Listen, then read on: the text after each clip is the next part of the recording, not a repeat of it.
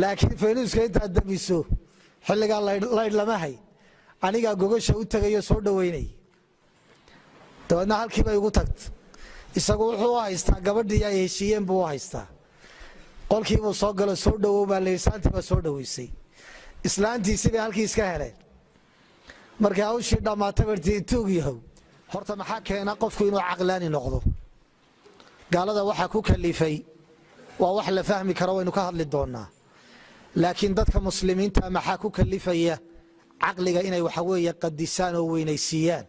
nusuusta kitaabka iyo sunnadana ay baalmaraan sababta koowaad ee laf dhabarta u ah waa alhawa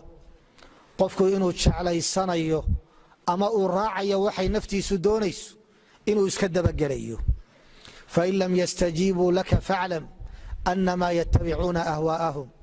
ilaahay wuxuu leeyahay hadday ku ajiibi waayaan waxaad ogaataa hawooyinkooda inay raacayaan oo dabagelayaan alhawa haddii aan lagu xidhin bilhuda sharciga haddii aan lagu xidhin qofka waxa weeye wuxuu ka tuuraya mahaalig buu ka tuurayaa qof baa wuxuu jeclaysanayaa shahawaadka iyo macaasida noocyo ka mida dabeedna tii wuxuu doonayaa qil inuu u samaysto marka nusuusta loo keena wuxuu odhanayaa waxa weeye war heesta maxaa lagu diidayaa naftaa ku xasisha oo aanoo isku buuqsan markaan heestii hebel saaro xaaladaydaa ku degta shaydaankaa dejinaya laakiin xaaladiisu degi mayso wuxuu ka sii qaadayaa walwal iyo walbahaar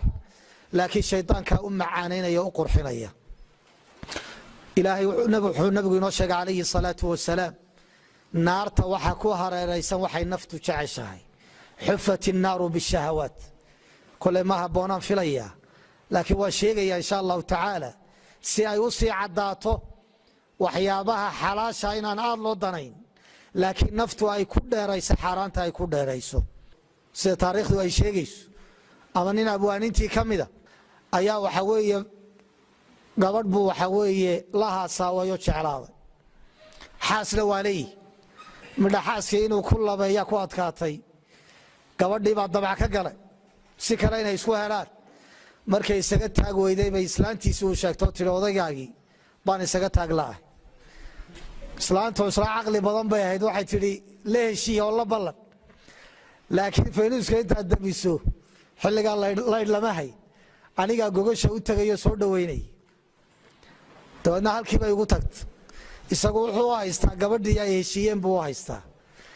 qolkii buu soo galo soo dhawow baa leesantiba soo dhaweysay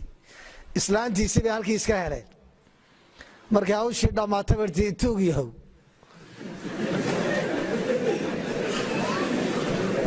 dabeedna wuxuu ihi maa aqlaaki fi lxalaal wa axlaaki fi lxaraam buu xaaraantaabaad ku wanaagsan tahay yacni waa islayadii markay xaaraan ahaydna wax kale la noqotay ila xaaraan baa qalbigiisa ku jiray maskaxdiisa markay xalaasha u tahay hebla uu garanayana waxay la noqotay caadi bay la noqotay